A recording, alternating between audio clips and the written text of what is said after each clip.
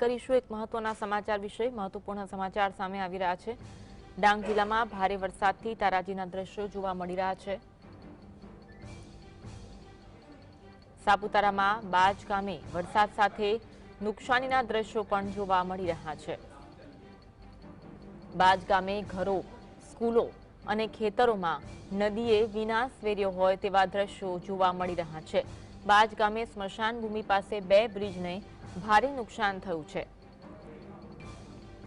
એક બ્રિજનો એપ્રોચ ધોવાતા વાહન વ્યવહારને અસર પડી છે અને વાહન વ્યવહાર ઠપ થયો છે।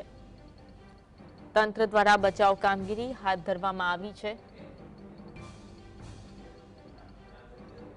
ડાંગ જિલ્લામાં ભારે વરસાદના કારણે તારાજીના દ્રશ્યો સર્જાયા છે। સાપુતારાના બાજ ગામે વરસાદ સાથે નુકસાનીના દ્રશ્યો જોવા મળી રહ્યા છે। બાજ ગામે ઘરો, સ્કૂલો, ખેતરોમાં નદીએ વિનાશ વેર્યો છે। બાજ ગામે સ્મશાન ભૂમિ પાસે 2 બ્રિજને ભારે નુકસાન પહોંચ્યું છે।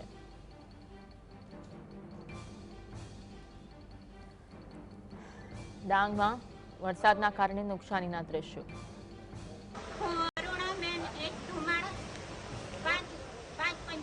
સરપંચ છું। મારા બાજમાં ખૂબ જ વરસાદને કારણે ગામમાં, ઘરોમાં અને સ્કૂલમાં પણ ખૂબ જ નુકસાન થયું છે। તમારી એટલી જ સરપંચ તરીકે વિનંતી છે કે ગામના લોકોને જે નુકસાન થયેલું છે તેમાં સરકાર એમને વળતર પૂરું પાડે એવી મારી નમ્ર વિનંતી છે। ગણેશભાઈ રણછોડભાઈ ચૌધરી, હું બાજ ગામનો રહેવાસી છું અને આજે રાત્રે સવારે મળે 4 વાગ્યાના અરસામાં પૂરના પાણી અચાનક જ આવતા પ્રાથમિક શાળાના 3 ઓરડા અને કિચન શેડ અને રસોડામાં પાણી ઘૂસ્યા। બધું અનાજ અને ચોપડાનું ઘણું બધું નુકસાન છે અને ગામના 5 થી 7 ઘરોમાં પણ પાણી ભરાયા છે, જેથી વાસણો અને એની ઘર વખરીને પણ ઘણું નુકસાન થયું છે। અત્યારે પણ પાણી ઓસરતા છે, પણ વરસાદના કારણે હજુ પણ પાણી વધારે નદીમાં ચડતા છે। ગત રોજ રાત્રે મેઘરાજાએ ધબડાટી બોલાવતા ડાંગ જિલ્લાના બાજ ગામે ઉત્તરાખંડ જેવી પરિસ્થિતિ સર્જાઈ છે। રાત્રે પહાડી વિસ્તારમાં ખાબકેલા ભારે વરસાદના કારણે આ નદીનું પાણી ઘરોમાં ઘૂસી જતા ઘરમાં રહેલા લોકોની ભારે હાલાકી થઈ હતી, જેમાં ઘણી ઘર વકરીઓ, પ્રાથમિક શાળાની દિવાલ અને એનું રાચરનું પણ નદીમાં વહી જવા પામ્યું છે। બાજ ગામે આકાશી આફતથી માર્ગો પણ ધરાશયી થયા છે, વૃક્ષો ધરાશયી થયા છે, ભેંકડો ધસી પડી છે અને હાલ વહીવટી તંત્ર રાહત કામગીરીમાં લાગી રહ્યું છે।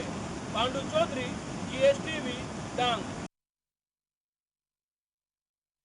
પગલે સતત વાહન વ્યવહારથી ધમધમતો વઘઈ સાપુતારા આંતરરાજ્ય ધોરીમાર્ગ ભારે વરસાદના કારણે ઠપ થઈ જવા પામ્યો છે।